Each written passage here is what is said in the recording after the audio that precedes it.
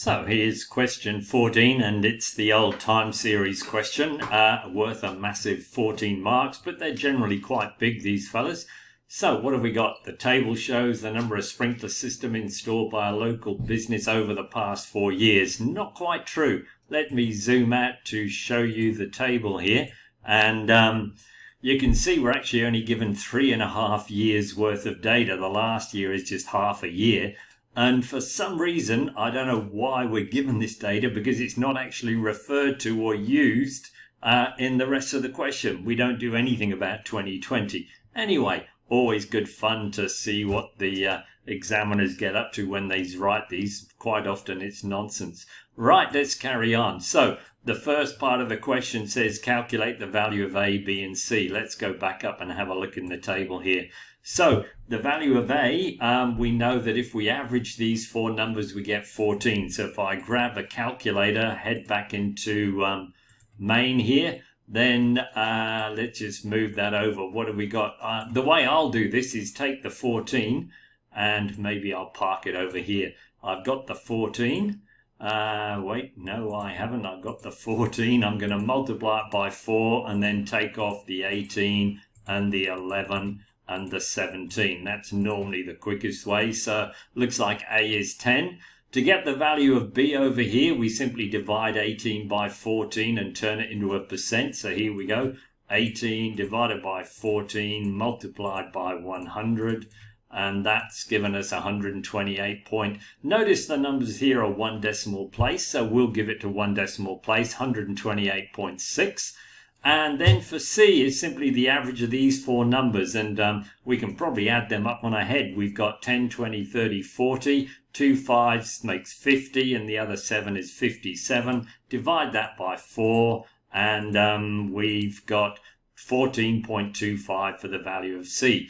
It's worth noting at this stage that this type of question, there is a program. Once we've got the value of A here and all of the data for the first 3 years, the value of B, the value of C, what comes next is the seasonal indices for each season. Over on the next page, we're asked for the least squares line in part E and in part F to do a estimation, a sort of prediction there. There's a lot going on here that we could actually jump into our calculators. Once we put the sort of data into statistics, then over here in program, we could call up the time series program. Now, we'll pop back and try that one at the end, but let's keep going manually just to see how we could do it without the program before we get there. So if I come back now to the previous page, where have we got to? Complete the table below showing the seasonal index for each season. So we want the seasonal index for winter. We come back up to the table here, and here are the 3 winter indices we've got for the 3 years. So we need to add these 3 up and divide by 3. Now I won't waste time doing that on my calculator. There's nothing that I can teach you there. And the same for spring. Obviously the spring sort of indices here are above 1, 121% and so on, but we'd add those 3 up. So let's go down. Here we go. I've added them up and divided by 3. Another way of getting the last index, we know that the sum of these will be 1, or in this case 400, will be 4 rather, or in this case 400%. We could have added up the first 3 and subtracted from 400 for the spring, but the amount of work is almost identical to taking the 3 spring values and dividing by 3. So I've gone down that path on that one. Right, over the page, where are we? So let's head back up to the top. Part C, show how the seasonally adjusted. So it's a show. We can't just put the answer down, but we've got to show them where the figure for 13.6 summer 29. Now I've copied a slice of the table over here. This is the figure that they're after for summer 2019. And we know that to deseasonalize a figure, which is what the figure is in this column, the seasonally adjusted or deseasonalized figure, we simply take the actual value of 13 and we divide it by the seasonal index for that part of the cycle, which is the summer one.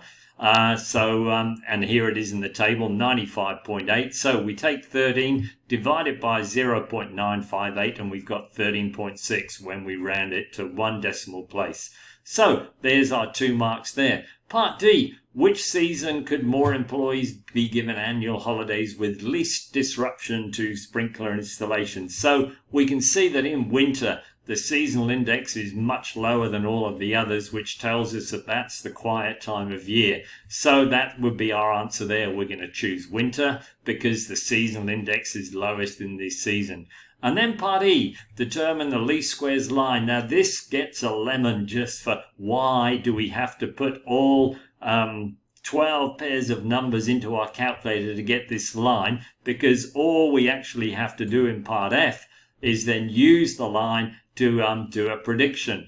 Anyway, here we go. I've kind of got my calculator already. I popped the numbers in just now into statistics, and I put the now these are the actual regular numbers. So no, I'm not going to actually show you how to do part E, because for part E, we've actually got to enter. Let me just pop back to the previous page. The numbers we've got to put in our calculator are N from this column and the seasonally adjusted figures from this column. Now I've got the figures from this column in to show you how the time series program works in a minute. So we will skip that part. But here it is. That's basically the regression line that we'll end up with. So in part F, use your line to estimate the number of sprinklers installed in summer 2021. We've got to work out which part of the cycle it is. So back to the table. We want summer of 2021. The summer of 2020 is 13. So if we add 4 to that, that means we'll be on to 17 a year later. So we want to substitute 17 into our regression line here, and we end up with 10.798. So that's halfway there. And then the last thing is to put the seasonal adjustment back in. In the summer, they're about 5% below average, so we multiplied the predicted value from the regression line by the seasonal index to end up with 10.34. Now, obviously, we can't install 10.34, so we'll estimate 10 systems. And finally, part G, comment on the long-term prospects of the business. Well, the gradient of the regression line tells it all, doesn't it? The trend line is negative. We're losing 0.239, which is pretty much 0.24 installations per season. Therefore, it's not good. So I think we'd comment on the long term would be it's not good, as the trend line has a negative gradient indicating the number of installations is gradually decreasing with time. Right, now let's jump back and have a quick look at the old time series program. So before I run it, here in statistics, I put in, let's just go back and show you the numbers I put in. So here we are. I've just put in these 2 columns, the N column and the actual number of systems. So let's just double check that. Yep, A was the only one we didn't know, so we'd have to know how to work backwards to get A, which was 10, and then all the other numbers in they go. So once we've got that set up, we shoot over into the program department, we pick the program we want, and then we fire it up with the go button. We'll say OK to the splash screen. Now, we're doing seasonal indices smoothing here, so we'll pop in a number 3 and say OK. Then we want to average the indices using the mean, so we'll pop in a 1 there. And then how many data points per season? Well, there are 4 parts to each season, so we'll say 4. And then do we want to do some rounding? So I'm going to say yes, number 1. Now, the rounding that we want to do here, the sort of screen explains it, but you can see here in this column, these are percentages. If these were actual normal numbers, we'd have 1.214. These numbers have basically been rounded to 3 decimal places. So what I'm going to do is put in, I'll just park this back over next to the calculator to make it a bit easier, a decimal point, a negative to say I want to round before I do any subsequent calculations, and a 3. And that's for my indices and residuals. And then do the same, a dot, a negative, a 3 for the second group. And then the last group of numbers, I'll move are the seasonally adjusted. You can see these have been rounded to 1 decimal place. So I'm going to round those to 1 decimal place with a dot, and pre-round to 1 decimal place, and OK. Now, as soon as you've got your rounding options in, ClassPad fires up, and here's the regression line that we wrote down over the page here. Let's have a look. Where were we? This fella here. Let's grab the calculator back. So you can see if we take the gradient, negative 0.2399, and the y-intercept 14.86. Well, we're slightly out there on the gradient because of the rounding options, but we're pretty close. The correlation, not that strong. What we're doing is putting the blue line here is the original data.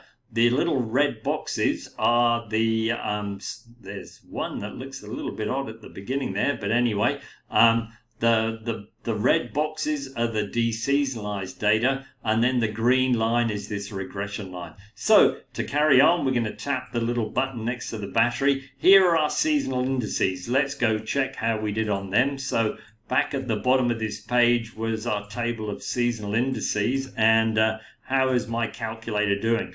0.958, 1143, 74.6. So we've nailed them. So we get the seasonal indices for free. Next up, do we want to do a forecast? And we say, yes, we do. So we put in 17.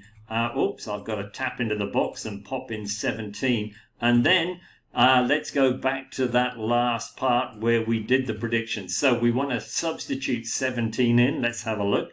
In goes 17. The predicted value is 10.798.